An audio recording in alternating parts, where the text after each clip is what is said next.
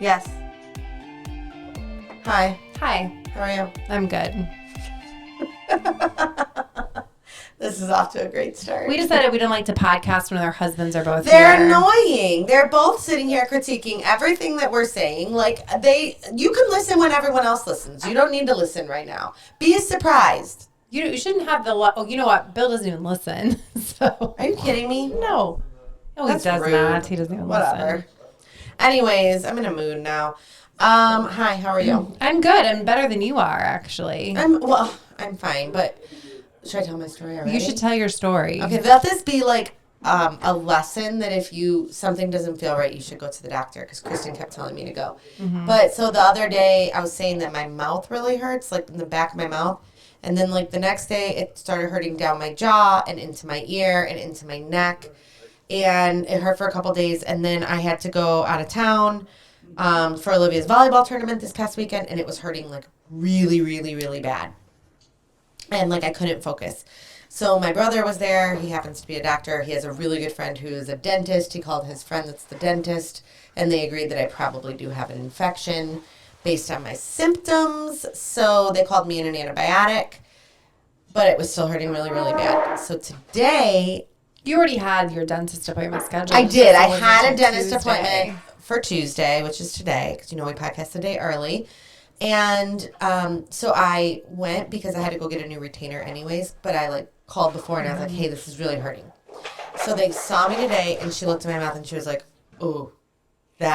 she said, your mouth is angry. You have an angry infection. So, and I'm developing an abscess. And so they did all kinds of x-rays and this, that, and the other, and there's nothing there. So they think it's my actual tooth and I need a root canal. I've never had a root canal. I'm scared. I would be scared too. You're not helpful. You're not going to feel anything. It's just once they give you that little shot. Want to know, though? Which I never had a shot in my mouth until I got that hurts worse than implant. anything. The shot hurts worse than anything. But you know what's funny is I was like, they put me on penicillin. And do you know what Kristin's response to that was? This is only half joking. You could just buy that at Tractor Supply. Only until June, because it's not going to be available over the counter. But either way, that's not what normal people do. I wouldn't really take animal penicillin, but it's kind of funny. But who would even think that? That's not normal. So Danna declares that she's never been to Tractor Supply. Never in my life walked into a Tractor Supply. So apparently I have to go there to get my penicillin, but I've literally never been. So when I was growing up, a Tractor Supply actually used to be Quality Farm and Fleet. And then Tractor Supply bought Quality Farm and Fleet. Sometimes I still talk about Quality Farm and Fleet. I always wanted to be a cashier there. I guess I'm living your dream. You are. You're a cashier. Patterson Fruit technically Farm. can be a cashier. I forgot I'm mad at Bill. Patterson I'm not advertising Patterson's today. Bill's been skunky. So we're not advertising the market today. Multiple reasons he's been skunky. Even though we're both wearing Patterson shirts. Yes, and then I said, I'm going to take mine off. And then I'm like, my T-shirt underneath this Patterson Fruit Farm, too. We've hit a new level. This is literally what all of our clothing Our wardrobe consists of this. Speaking of wardrobe, so when I was in Columbus this weekend, Olivia had a volleyball tournament, and we could have left at 5 o'clock. She was done. You're a good mom. And I was like, okay, let's go home. We can be home by 7 and have the whole night ahead of us. This is great. Mom, I really, really, really want to go shopping. Not just anywhere. She wanted to go to Easton, and they were Polaris. So it's another 20 on the east side. 18 minutes further. So, all right, we go. In the wrong direction. In the opposite direction, yes. So we went, and... It is nice. It is nice, and I spent way too much money on her, though. We went to Lululemon. We went to... So American Eagle has Aerie there, but then they also have this... Outline, it's called, which is their Lululemon, but it's American Eagle, and they had some super cute stuff in there we got. So she shopped. Till she dropped. And I said, why? You should buy yourself this. Well, the next day she was making her confirmation, and she told me that was her confirmation gift. Oh, she's a smart girl. Very resourceful. I was lifting weights with your husband, and he's like, Dana's going to spend thousands of dollars. I didn't spend thousands, but I did spend hundreds. And I said, hundreds. not thousands, just probably hundreds. It was hundreds. And he's like, yeah. Well, the best was I dropped her off. She had to be there at 9:30 in the morning, but she had to ref her first game, so she was down for an hour. Well, the place that she played at is connected to Polaris, so you can literally just walk right into the mall. So my mom was with me, and we had an hour to kill till she played. So of course we went into the mall. We went to Von Maur, which I forgot how great. Von Maur. Von Maur, is that how you say it? We say Von Maur. Okay, whatever. We don't have one I don't here. actually own anything from Von Maur. It's so nice. So I started buying a few things, and my husband gets an alert every time I swipe my credit card. So he calls me, and he's like, aren't you supposed to be watching volleyball, not shopping? And my stepdad called my mom, did the same thing, and he was like, you lied. There's no volleyball tournament. You're at Polaris. It's right behind Polaris. It is. It's connected. You can walk right into the mall. It's smart so thinking. cool. It's really smart thinking. So that was my weekend. I might save them all. It's literally, the mall is pretty dead otherwise. I've never loved shopping at Polaris. Easton's way better, I think. But I like the nice. outside feel. I do too. That's why. I do too. But I think that's why a lot of malls are struggling. I mean, for multiple reasons. But I mean, Polaris is better than any of the malls we have around here, unfortunately. Yeah, that's true. I'm not a big shopper, so. Yeah, you are. Did anyone else just hear that? I'm really not. I like to shop if I have a purpose, but I don't like to wander like you do. I love to wander. You like to wander, and I need to have a purpose. I don't need a purpose. I need something. Usually when I have a purpose is when I can't find what I want. Yeah, that's usually when how it I works. wander, That's when you go into TJ Maxx. Right. I'm like, you don't I take need a cart. something for this. Oh, I always take a cart. No, you don't take a cart.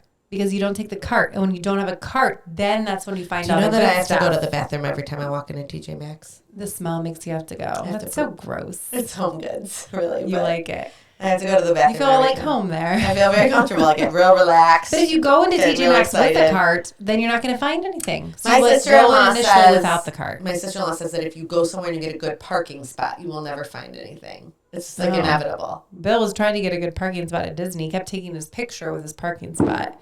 He was so proud of himself. These are the things that I find so lame about you people. Then he took laps around the parking lot, and he's like, "Oh, look at that! Look at my car! I got a good." My gosh! Next time I'm going to try for a better one. All the times I think it's you that's lame. It's him. It's really him. He's bringing me down. Oh my goodness. So we had a nice weekend. What did you do with your weekend? I don't even remember. It was busy. I know that. Jack had a friend over, and so they baked a cake. And so I kind of got everything ready, and they set it up as a baking activity. And they did teamwork together, to make this cake. And I think I brought some cake to you, and we were talking about cutting cakes. And I say you cut a cake wrong. So I was going to Google this because I think it's not wrong. It's just different than I do. No, it's actually but a nice way. I actually think you cut the cake wrong. Maybe. It's not surprising that we both have different opinions. So I cut a cake directly down the middle first, and then I slice horizontal slices from there. And Kristin slices a cake like a pie. So I like a big wedge. So when it goes on the plate on its side, she says it's all about presentation. You can see the center layer. I understand, but you can still see the center layer the way that I do it. You get the full effect. Yeah, it's just totally two different methods. No, one is right and one is wrong. Do you use floss to cut your cake or string? Because that's the real way you're supposed to do it. That's dumb. I would never do that. I would just use... What were you going to cut the cake with? You were going to cut the cake with a spatula. Yeah. And I'm like, heavens no, get a knife. Heavens no. It worked fine. Hold on. You just Google that. I think that I like my way better, but your way is nice. You can probably get more slices out of yours, maybe. Okay, this says it's a YouTube video, and it says you've been cutting a cake wrong your entire life. Oh, did you hear it? Oh, it's connected. It's a nice... Well, I'm going to stop it because... Go to sleep music. Anyone who's been to a birthday party knows how most people cut a cake. In V-shaped wedges, kind of like a pizza. Although this method is tried and true, it has its drawbacks. This is what we're talking crumbs about can get all over the place, making clean cuts difficult. Yes. Well, Plus, not if if you're someone only good. wants a small piece, they're probably getting either too much frosting or not enough. 'Cause this is a Talk bad about way. A party foul.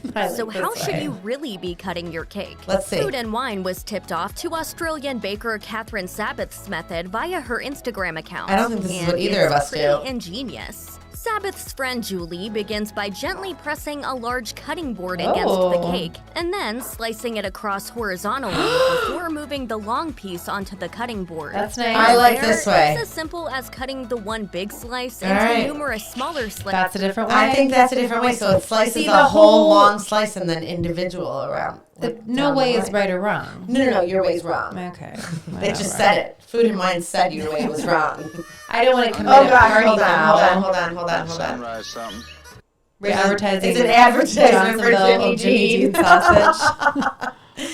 That's quite funny. Speaking of sausages, we had some delicious sausage this weekend from your mother-in-law. She is a good cook. Olivia had her confirmation. She did. She had her confirmation, yes. Last night on a Monday night. That's very odd. So how many kids? 110? No, so Christy and I figured this out. It was not 110. It was 110 including sponsors. So it was about 50-some kids. That makes me feel better. But we were there for quite some time. It was. You Catholics like well, a long it's funny because service. you know I'm Jewish, and so are you? I didn't know that. Shocker. But so friends of ours were there, and they were making fun of me because I was like literally like, oh my god, this is taking so long. And so when we got up, I go, I'm just telling you, like Catholics do it wrong. Like this takes way too long. Like Jewish people would have had you in and out of there and like onto the food. Within 20 minutes. Food. You would have been eating the egg salad. Yeah, I mean, we would have been onto the meal within 20 minutes. Like, I don't understand what could possibly take this long that we need to go through the whole thing. The only thing they're eating are the communion wafers, and I'm starving, and I can't eat them because I'm not Catholic. So I'm like, let's go. Let's get this show on the road. It's dinner time. I did not eat. 2 hours later. 2 hours. We were there. It was so long. But the night before, because it was on a Monday night, we had everyone at our house Sunday night for dinner. It was very, very nice. We had our family. Tom and your mother-in-law cooked and cooked and cooked. Your mother-in-law told me she cooked for 3 days. She's a phenomenal cook. She is. Well, what's the thing I tried for the first time? Nothing's normal in English. No, it's Italian, so it's called a pupetta. A pupetta. And it is when you bread chicken, you have all the leftover, it's fried stuffing. That's all it is. It's fried breadcrumbs. So it's the leftover, breadcrumbs and egg and everything, and you just mix it together. It wasn't bad. I said there's just so many other good things that she makes that I'd rather eat. I don't like it. I don't think it really does anything. It's very dry. So. It's not bad. It was a good creation. Yeah, I'm not a fan. So there's something I make that she taught me how to make. It's like these asparagus patties. Oh, those are good. Yeah, they're called gardoons, which is like another thing. But she said that they were. In my family, we make cheesy potatoes. Right. Well, she makes cheesy potatoes. She did. Hers are different, but we have nothing that's like gardoons. It's very ethnic. So they. She said that when that came from that when people would come from Sicily and they didn't have any money, or they were didn't have money, but they were poor. They would make use of everything. Yeah. They literally would fry dandelion stems, and so that's where that recipe came from, right? And so as it went on over the years, they decided to do asparagus because I think that probably tastes better than dandelion stems. But so that's where that came from. What? Cicotti. That's what a dandelion. That's what they call it. Cicotti. See, everything sounds fancy in Italian. Yes, so Tom you'll hear him sometimes yelling if we get weeds in our yard. The cicotti. So we've got lots of cicottis in our yard right very now. Annoying. So that's your Italian lesson for the day. What else are we talking about? I don't have anything too exciting. No words that are fun to talk about. You said you've been having trouble sleeping. Yeah. Let's talk about our sleeping routines. I'm not really having a problem sleeping. I know what my problem is. And it weighs about 65 pounds and it sheds. And his name is Howie Kim Patterson. Well, he and Sophia Maria, Luisa Consuela, she and he, combined with my husband, take up all the space in the bed. I feel like this is and it's not my husband, basically. Yeah, this is anyone with a dog. We were giving a diagrammal. That's not a word. That is not diagrammal. We were what were we making? We had forks and we were showing the bed out of the casserole dish. Bill takes up the least amount of space. Which is funny because he's the largest out of he doesn't the move dogs. Much. He just lays there. I have to make sure he's alive sometimes. When his phone's falling on his chest after he's been looking at it. And then it's me. And then there's Howie. And Howie was sleeping on my legs, which I can't do that either because then I can't move. So he was sleeping up on my head, which sounds perfect. His head is on my pillow too, which is fine. I like to snuggle. But he goes horizontal and he takes up the whole bed. And then I'm sandwiched. And then Sophia's up here. So cute. But there was I just couldn't. I couldn't sleep. So cute. He is such a good dog. When we got Millie, our older doodle, Tom was like, I just want a Howie dog. Howie's a good dog. Just want a dog like Howie's Howie. only problem, he has 2 problems. 1, he sheds. 2, he takes things and then he takes them through the dog door. Like he got into my closet and took out one of the Easter bunnies that was chocolate. Takes it outside. And left it on the deck. It's kind of funny though. Or sometimes my slippers. He doesn't chew them. He just likes to take them outside. So my And then he looks at you like, why are you mad at me? His eyes are huge. Like, no, I know I wasn't supposed to do it, but look how cute I am. You can't be mad at me. And if I could bring it back in, I would, but I can't. Is that what you do? So Millie does not eat things, but she does. They chew. Yeah, Howie doesn't really do anything. I think he gets too scared after he steals it. Ozzy got fixed this week. Speaking of, so let's talk about that. That's something else. So Ozzy got fixed. He's not being a good patient. Well, he is. He feels great. He feels still too giving him good. pain medicine. I was going to say because we might want to stop that. The dog's no like pain meds. He got it for like the first 2 days. So he I think. kind of ripped up in his stitch a little bit. Yeah, bloody balls. So I was helping Tom like clean them up a bit. Poor buddy. I mean, but he does not seem to be in any pain, and that's part of the problem. Is he's not like he's gonna get a little scar on his testicle sac. That's all right. He doesn't need to impress any ladies. No, but I mean, he could really blow it out. He's in his cone right now. Yeah, he's being punished in his cone. he hates that cone. So this is interesting. So we called our vet to, okay, we're gonna schedule this, and hey, well, this is the difference between my husband and I. I called the vet to schedule it, and I hang up, I schedule it, and Tom's like, so how much is it going to be? I'm like, I don't know. I didn't ask those questions. Was this the first vet? First time, yeah, a regular vet. Oh, my goodness, yes. They wanted in between $700 and $800 to fix him. He's an 80-pound dog. So veterinarians go to school for a long time, and they have a lot of debt to pay. Absolutely. They deserve every penny. So someone had told me you should check out this other place. It's called Pet Fix, and you should check it out. They have them like all over. But they're for a lot of the like shelters use them, or low income. But I mean anyone can go. Yeah. But shelters use them a lot also. So and that's all they do. That's all they do. So it is a vet there, but it is all that they do. $85. Now I'm not sure if his balls would be bleeding otherwise, but I think they probably use a laser and then at the other vet, and this would be more scalpel incision. It could be, right. But for a boy dog, that this is not a very serious we thing. have old school procedures done on both of our dogs. Yeah, so I think it's fine, and he's fine. He feels too good right now. But I would really recommend this. Like, if you're trying to save, because that's a lot of money. That's a $700 savings. Well, every time you go to the vet, you spend $700. $600 this last time. I didn't even tell you. I was embarrassed to tell you because I was afraid you were going to yell at me. $600. Now, the reason was I bought both dogs their flea and tick meds for 6 months, which really I put mine on today. Yeah, so they are on that Simparica trio, so it's like everything in one pill. So it's expensive, but it's one pill. They eat it easily, but it's really only 3 months worth because there's 2 dogs. Like, they get 6 months worth. So it was that, and he had blood drawn, and he had. Do you put their flea and tick on in the dead of winter? This is not a flea. No. Did you give it to him? So this is this. We give it to them because it's also their heartworm. So we give it all at once. Yeah.